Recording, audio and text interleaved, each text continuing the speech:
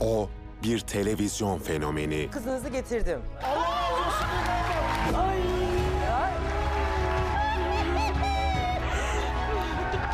Çok sevindim gerçekten.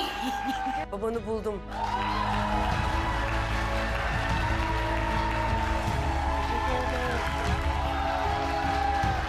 İşte bakar mısınız bu tablo galiba her şeye değer. Araştırmacı gazeteci Müge Anlı 31 Ağustos Pazartesi ATV'de.